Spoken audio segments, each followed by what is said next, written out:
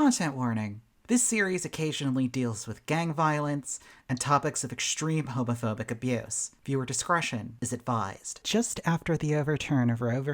Wade, a legion of protesters demonstrated in front of the United States Supreme Court. Naturally, after having the medical right of abortion stripped away, thousands turned up. Among them were people wearing green, who were members of a group called Rise Up for Abortion Rights. They quickly found themselves in almost all of the news coverage of the event. Sansara Taylor, leader of the group, was seen handing one of their signature green bandanas to Representative Alexandria Ocasio-Cortez, who spoke at the rally. Thing is, Taylor isn't your run-of-the-mill activist. Taylor is a longtime member of an infamous organization called the Revolutionary Communist Party, sometimes called the RCP, or more often now, the REVCOMs. They are a nominally Maoist group with origins in the 1960s communist movement and have somehow survived the decades. The group is known for theatrical protests through myriad front groups, including a podcast called Refuse Fascism. But front groups aren't exactly a unique feature among the sectarian left. What is unique is their cult status. The REVCOMs have a reputation for behaving in a cultic manner, but many left groups qualify as cults. However, I would agree with the notion that none have a cult of personality as prevalent as the REVCOMs do towards their leader, Chairman Bob Avakian. Chairman Bob, affectionately referred to as BA by REVCOM members,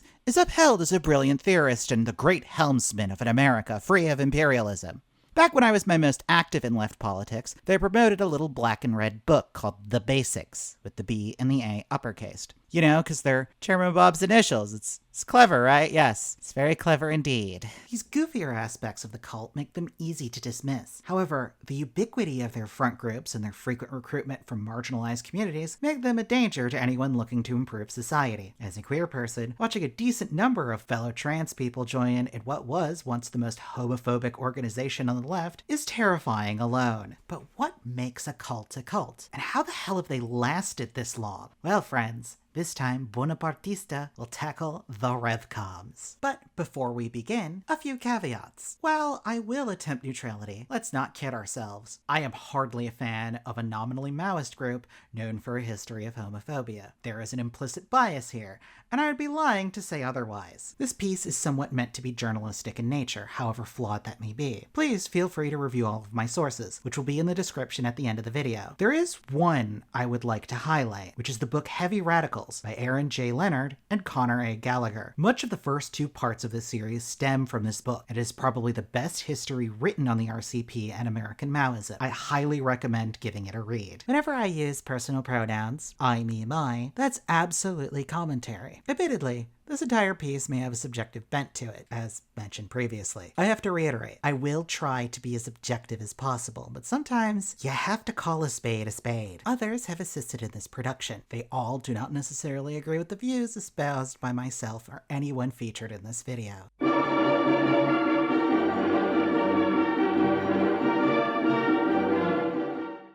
The 1960s in the United States are often characterized by student radicalism and what was at the time radical social change. Young men were being drafted to fight in the proxy war between North and South Vietnam. This was particularly fraught as most of these kids couldn't even vote for the very government that's sending them to war. At the time, you had to be 21 to vote. Even worse, many people couldn't vote at all or even participate in civil society due to the color of their skin. The Jim Crow laws of the South had been in place for almost a century, systematically denying black people everything from voting rights or the simple ability to sit on a bus. In theory, this would be a great era for the existing radical left, but by that decade, most mainstream organizations espousing Marxist-Leninist politics, that is, groups more aligned to the Soviet Union, were all on the decline. From the decade of McCarthyism to the cluster of unpopular geopolitical moves by the USSR, few could look at these groups with anything positive. The old guard had largely resigned in disgust over Molotov-Ribbentrop or the 1956 invasion of Hungary. Parts of the radical youth saw them as softening themselves in the light of the Khrushchev thaw. This left a void in the politics of the radical left. Try as they might, Trotskyism couldn't fill this void as the movement had atomized into dozens of competing groups, though some kids did join them. Anarchism, hollowed out by now over half a century of repression, couldn't either. Most moderate groups were also on the decline, and didn't or couldn't appeal to the now radicalized youth on college campuses. It was time for a new left that innovated from the Marxist orthodoxy and embraced the counterculture of the decade. But where would the new left's politics get their influence? Well, Maoism was there to take the mantle. As a brief primer, Maoism, sometimes called Mao Zedong thought, is a series of theories by its eponymous main theoretician, Mao Zedong. Maoism effectively takes the highly urbanized Marxist orthodoxy and combines it with the changes made by Lenin and Stalin, while then adding policy adapted to China. At the time of Mao's rise to power, between the 1930s and the 1950s, China was a rural nation full of landless peasants, not the industrial powerhouse it is today. Outside of the coastal cities, which had become de facto colonies of foreign powers, most people lived off of a meager existence on tenant or subsistence farms. So, to push the communist movement, Mao made peasants, not industrial workers, the main focal point of his theory. While not anti-industrialization, it favors a more agrarian socialism that will create a level playing field between the country and the city. Along with this, Maoism prescribes unique theories of guerrilla warfare, which is called people's war. It's the idea of winning hearts and minds in the countryside and using it to effectively strangle the cities. The concept has been widely studied by various insurgents and militaries for decades. It clearly succeeded in winning the civil war against the Chinese nationalists, the Kuomintang. One could even argue that the people's war strategy was utilized by the Taliban in retaking Afghanistan in the 2020s. Mao also espoused something called Three Worlds theory, where countries are divided between industrialized imperialist countries like the US or USSR, the Second World, which are part of these countries' spheres of influence, like Japan or East Germany, and finally the Third World, impoverished, exploited targets of the imperialist nations. Largely, this would be in places like Latin America or Africa. The goal of the Maoist nations and parties is to unite these Third World countries against imperialism, as they were the only truly revolutionary states in his eyes. Maoism also supports a total upending of society and a cultural revolution, throwing out tradition and superstition in favor of a new society. Mao attempted to implement this in China on the heels of two massive man-made disasters he effectively caused at worst, or deeply exacerbated at best. One was the Great Leap Forward, which was an attempt to rapidly industrialize. This entailed making peasants do iron smelting to make industrial metals. The only problem is, making high-quality industrial metals is complicated, and well, the metal made in people's backyards was effectively worthless. So, he wasted a bunch of farmers' time by having them make worthless pig iron. Because they weren't in the fields, this contributed to Mao's second big fuck-up, the Great Chinese Famine. Along with the Great Leap Forward, Mao instituted incredibly counterproductive agriculture policies. One of these was the Four Evils campaign, sometimes called the Smash a Sparrow campaign, where various agricultural pests were ordered to be killed en masse. Most of these were harmful things, like mosquitoes and rats, but some things weren't that dangerous, particularly the birds. Thing is, if you know basic ecology, animals eat other animals. So when the sparrow population went down, they stopped eating all of the insects. Because of this, hordes of locusts started to eat the crops. The ignorance of basic agricultural knowledge didn't stop there. Mao promoted a Soviet agricultural theory called Lysenkoism. Created during the Stalinist purges of the 30s, it was the product of Stalin wanting people loyal to him. One nutty Ukrainian guy managed to provide that in the agricultural sector. Lysenkoism was a weird hybrid of Marxism and ecology that made bold claims like two plants of the same class wouldn't compete for resources because communism or something. Can you guess what historical events this idea worsened in Russia? And now, Mao was implementing it in China. The results were horrific on Chinese agricultural production. 17 million died based on the most common estimates by historians, although admittedly, the historiography on the famine is quite poor and highly politicized. With those dual fuck-ups, Mao was pushed out of government and his powers were reduced. Mao saw his opponents as Soviet-backed imperialists, or worse, capitalist roaders. Often, his opponents supported limited market reforms or more ties with the USSR, whom Mao saw as revisionists, basically traitors to communism. So, either in a bid to get his power back, or, if we want to be charitable, some sort of worry that the progress towards the ideal socialist future would be halted, he and his allies began to plot a course towards this cultural revolution. He started by removing certain political opponents in various purges. He also started organizing mass rallies in support of revolutionary politics and a more genuine socialism, free of revisionism. Students in support of Mao began autonomously organizing a paramilitary force of young people called the Red Guards. With the blessings of the chairman himself, they infamously started harassing perceived political opponents for being insufficiently communist. In response, Mao's opponents in government organized their own state-sponsored Red Guards, called work groups. These groups would end up fighting one another, and in some cases, seemingly allied Red Guard factions would end up fighting one another instead. Some Red Guards were motivated by genuine attempts to fight corruption. You have to think,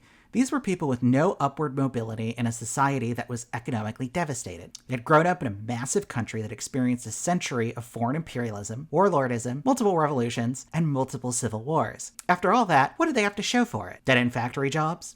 Farm work, other limited opportunities for success, a corrupt party state, a burgeoning party nomenclatura full of hereditary apparatchiks. Something clearly needed to change. But in many more instances, the Red Guards tried to settle scores against people that they had beefs with. Have a professor you hate? Label him a petty bourgeois intellectual. Hate the local mayor? He's clearly a capitalist road landlord apologist. Hell, who amongst us doesn't hate our own boss? People hit by the wave of vigilante justice, usually politicians and intellectuals, were forced to work as farmers. Many who had worked for years to leave the countryside were thrust back to small towns away from economic or social opportunity. People were beaten or publicly humiliated. Most of all, this saw Mao's cult of personality reach its heights, with his face plastered virtually everywhere, a book of his sayings being handed out like a religious text, and many more bizarre acts of devotion. It's unknown how much of this was genuine or hysteria generated to avoid persecution from the Red Guards, both state-sponsored and grassroots. One of the most infamous episodes of Mao's cult involved a box of mangoes the chairman had received as a gift. These were sent to workers who broke up a fight between two rival Red Guard factions at Mao's request. For some reason, they saw this as some kind of mighty gesture of Mao's graciousness, so they were preserved in formaldehyde and carted around the country. Much like Catholic crusaders carrying the true cross, these embalmed fruits were venerated. If anyone didn't show enthusiasm at the sight of the mangoes or even mocked this absurd exercise, they would be punished, and in one instance, executed. Overall, this era is seen as one of mass hysteria, paranoia, and persecution. Speaking entirely anecdotally, my college roommate from mainland China said his grandmother compared this era of Chinese history to living in North Korea, a place he had visited and always avoided talking about. But it was also a time when freedom of expression was at its highest in China. Red Guard factions would write their own publications. People could get away with criticism of the government. Officials were held accountable, albeit in a form of mob justice. But most of all, it politically empowered the youth, largely high school and university students. So, returning from our detour there, you could see why this was when Maoism was starting to gain traction in America. China was in the midst of this cultural revolution, which was ostensibly youth-led. My personal guess is it was likely appealing to segments of the 60s counterculture, which often celebrated being young and demanded young people get their chance to rule. It offered romantic notions of guerrilla warfare, agrarianism that appealed to a common underlying value in American culture, and youth empowerment in an era where they couldn't even vote until they were 21. It's not hard to see why Americans would find Maoism appealing, but it was also politically convenient. It allowed one to simultaneously denounce the USSR for invading Warsaw Pact countries, like Hungary, yet still support communism in the abstract. Why was the USSR acting like an imperialist power? It was because that damn Khrushchev was a revisionist, not because Marxist-Leninist ideology is inherently authoritarian. Unlike Trotskyism, it also supported a winner, not some old man who got domed in Mexico with an ice pick. Now, there was not a single American Maoist group, and not all subscribed to the countercultural underpinning of the New Left. Three main groups led the charge in the rise of American Maoism. The first of these was the Progressive Labor Party, which split from the Communist Party of the United States, or CPUSA, in 1962. This was over the Sino-Soviet split, which was caused by Soviet Premier Nikita Khrushchev's perceived revisionism, or deviation from their version of Marxist orthodoxy. The charges were over his claims of peaceful coexistence with the West, as well as the de-Stalinization policy he heralded. The latter saw Stalin removed as an unshakable figure of reverence within the USSR, replacing him with Vladimir Lenin as the father of the nation. As Stalin was a key influence for Mao,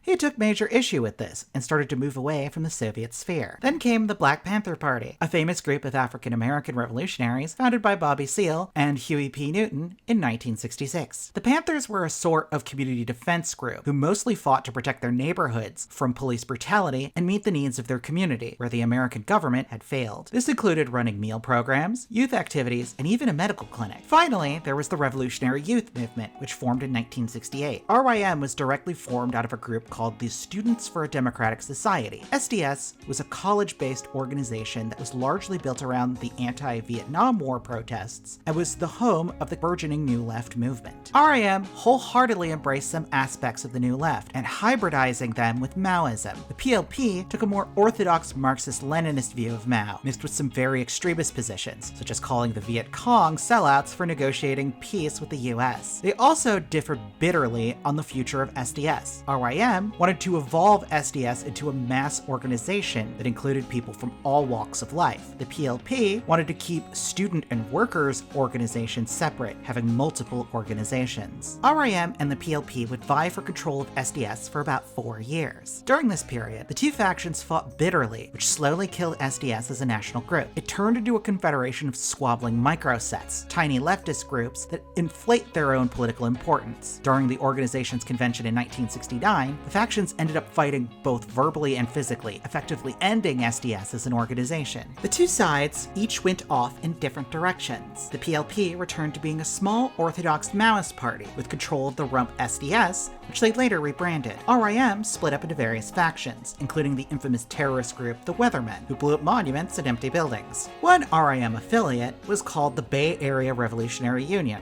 or BARU, which was active across the San Francisco Bay Area. They sucked up a good portion of the remaining RIM supporters. It was also the political home of an activist named, well, you guessed it, Bob Avakian. Avakian was born in Washington, D.C. in 1943 to an Armenian and Irish couple. His father was a civil rights lawyer and later judge named Spurgeon Avakian, nicknamed Sparky. Spurgeon's family left for the U.S. in the midst of the anti-Armenian pogroms in the Ottoman Empire. His mother, Ruth's heritage was from the UK and came from a particularly religious household. As Spurgeon and Ruth were both originally from California, the couple moved Bob and his sisters over to Berkeley, California in the mid-40s. One thing that stuck out to Avakian was the anti-Armenian sentiment his people face globally and even locally. My dad was very aware of the discrimination against Armenians, and this had a big effect on how he looked at things more broadly. He ended up setting up his own practice, and practiced law with a couple of partners, partly because he couldn't get hired by these other firms, even though, as I said, many of them offered him jobs if he would change his name. This likely contributed to his parents' relatively progressive stances on race and his own opposition to segregation. By high school, he recounted how his classmates would seemingly self-segregate, and some girls wouldn't date him for fraternizing with Black and Japanese students. Per his autobiography, entitled From Ike to Mao and Beyond, Avakian's youth was relatively peaceful and stereotypically 50s. He was very into sports, loved watching TV, and got into trouble with his sisters. They went on family vacations, had family parties, and had outings to the movie theater, which he adored. TV in particular was a major influence for Avakian. He recalled a little puppet named Froggy the Gremlin, who was this little green bastard who would cause mischief wherever he went. Avakian recalls learning to do an impression of him to annoy his teachers. Every kid, at least the ones I knew, wanted to be like Froggy the Gremlin. But I think I actually carried that more into practice than some other kids. I got a lot of inspiration from Froggy the Gremlin.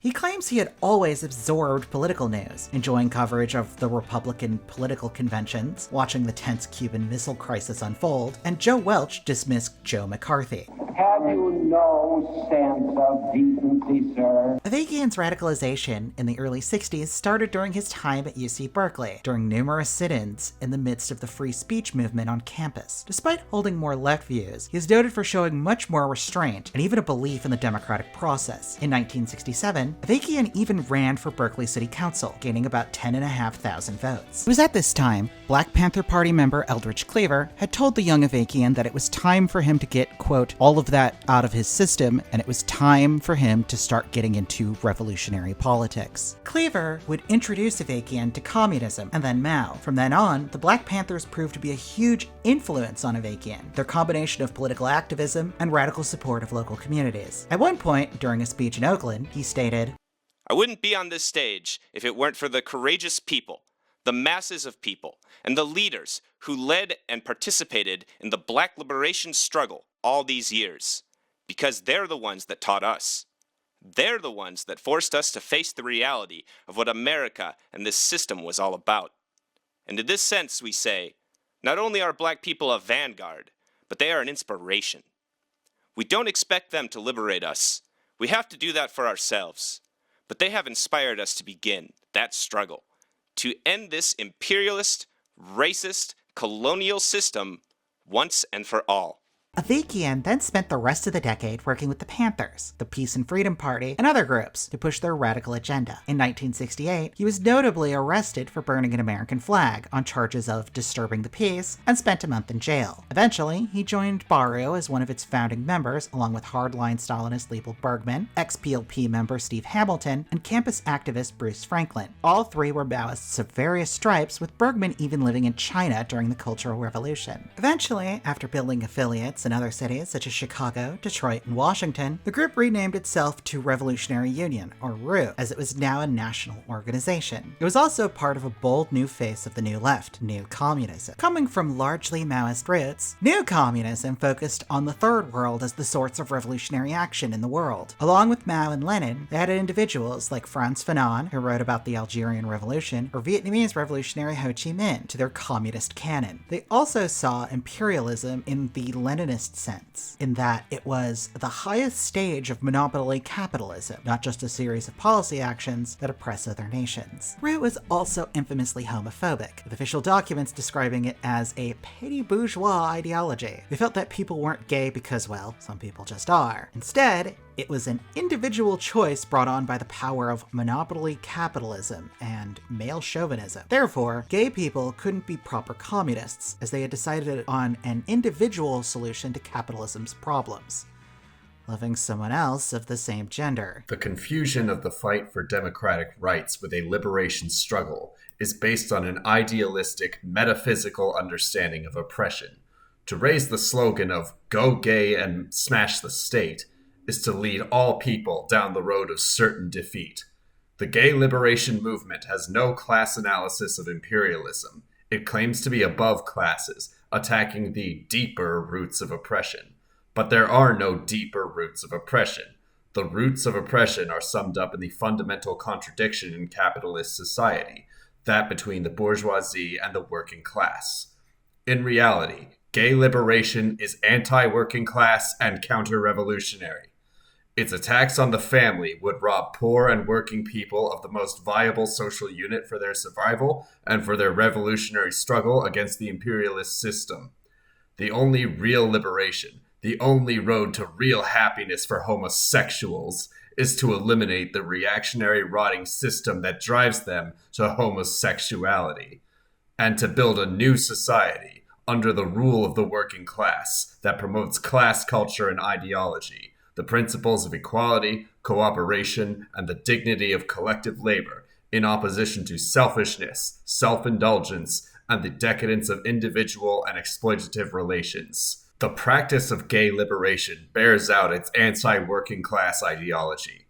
An example of this is a demonstration called by the National Organization of Women in NYC last August. Although now is petty bourgeois, it does have progressive aspects. At this rally, third world women who had led the struggle of maids at Columbia University against discrimination in hiring and firing were scheduled to speak. Lesbian activists attacked the speaker's stand and seized the microphone because no lesbian had been on the program. This destroyed the rally and held back the unity of the women's movement. Gay men were complete male chauvinists, refusing to deal with women's issues and the contradictions of capitalism. Lesbians, while still wrong in their eyes, were much more understandable, as they sought to remove men from the equation. Yes, these communists were basically running on the line of gay men are gross, but lesbians are kinda hot, NGL. As the authors of Heavy Radicals put it, stripping off the Marxist pretensions for what was supposed to be a forward-looking and visionary party, their position was striking in its conservative, even puritanical sensibility.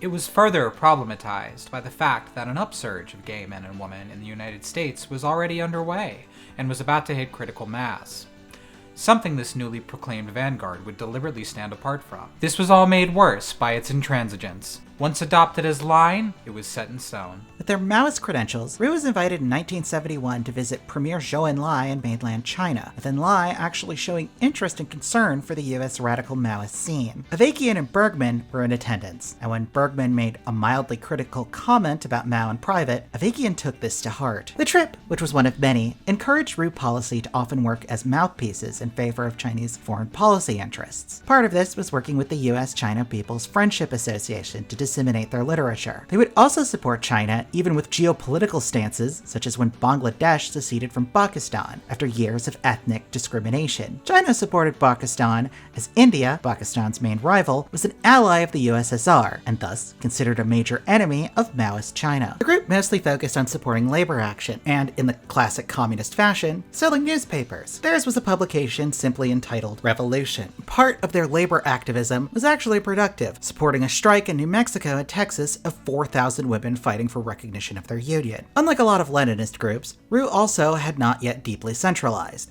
While Avakian and his associates held most of the power of the group, individuals still held some autonomy, especially experienced organizers. REVCOM almost immediately caught attention from the FBI. The infamous FBI director, J. Edgar Hoover, initially suggested a cautious approach to the group, but ever hungry to use his oppressive state apparatus, he told agents to be on the lookout for signs of guerrilla warfare training or affiliations overseas, particularly with Maoist China. Hoover is documented stating, "Because of the radical and covert character of the RU and its reported fanatical nature, the organization and its membership must be afforded expeditious investigation, and all pertinent information must be disseminated to the department and interested agencies at an early date." The FBI even went so far as to send REVCOM mail implying members were snitching on them to the Bureau. These actions contributed to a paranoia on the left writ large, and REVCOM was not immune to it. But the paranoia wasn't entirely unfounded. There were actual FBI informants among them. One of their informants was a man named Tom Mosher, who was seen as wild and violent, earning the nickname Crazy Tom. He would dodge claims he was a federal informant until 1971, when he testified to the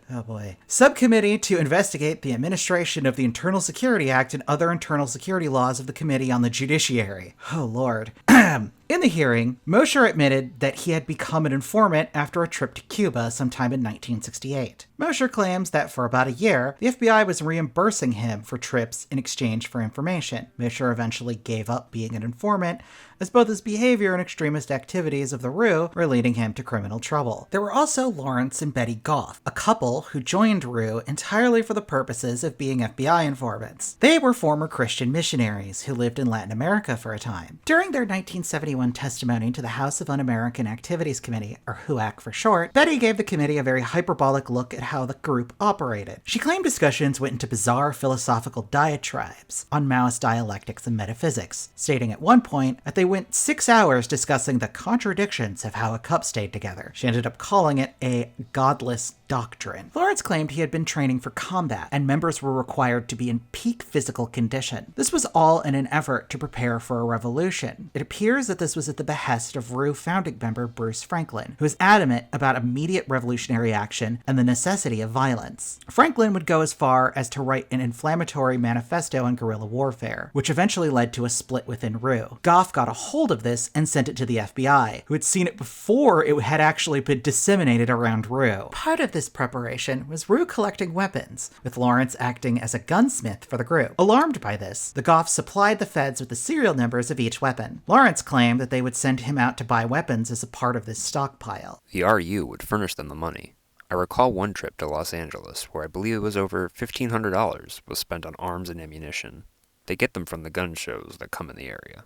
Goff also told HUAC REVCOM was attempting to solicit support within the military against the Vietnam War, and even for REVCOM's unique brand of communism. Potentially as a part of this effort, REVCOM would work their way into an activist group called Vietnam Veterans Against the War. VVAW was co-founded by several veterans of the conflict, including poet Jan Berry. It was created entirely by accident, when some activists put up a banner stating Vietnam Veterans Against the War during a demonstration. The banner led to discussion, and eventually the group was formed. It was unique within the anti-war left as a largely blue-collar group, unlike the campus left's movement. They were also bold in their actions, at one point publicly throwing away their medals and awards from the war. This naturally made them appealing to REVCOM. As a part of an entryist strategy, REVCOM took over key offices of the organization, eventually gaining some support in VVAW's national office. By 1974, their influence was deeply embedded as they took more and more power within the group. As VVAW had a diverse political landscape, many were opposed to these sectarian communists in their midst, but others found some truth in REW's ideology and allowed this influx of non-war veteran REW members into the organization. REW also fought against internal divisions on support for other activist struggles, claiming VVAW needed to focus on veterans issues, which appealed to some. The atmosphere was heated, and as one activist described it, "It became hard to keep this thing going in a direction that made any sense. We were struggling to do the best we could. The organization had to grow, and it didn't know how to do it. It had to confront the state, and we didn't really have the understanding that they were really out to hurt us. It had to confront some of the contradictions made between the moderates and the radicals and try to figure out, is there a common program that can unite people here? And we didn't know how to do that. It was a very difficult time."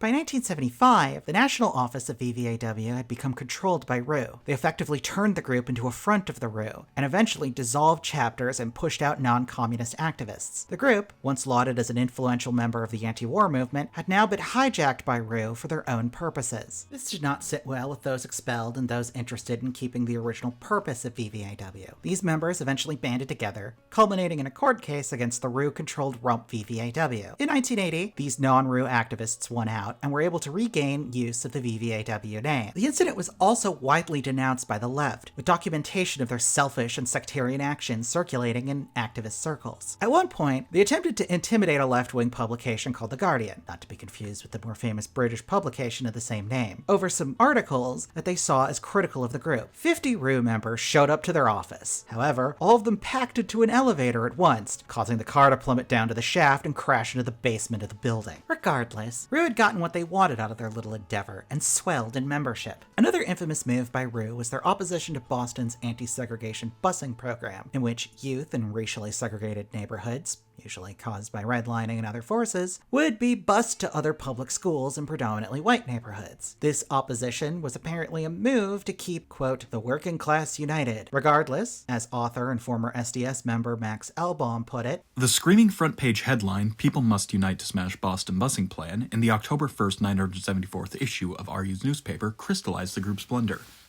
The issue was published, 'The momentum is broken,' at the same time as the most aggressive advocates of smashing the busing plan were physically attacking Boston blacks on site, and more than one Bostonian thought at first glance that the RU publication was a right-wing tabloid." Years later, Avakian would admit this as a mistake, but regardless, the damage to REW's reputation was set in like a grease stain. So, they made a move to rebrand, now as the Revolutionary Communist Party.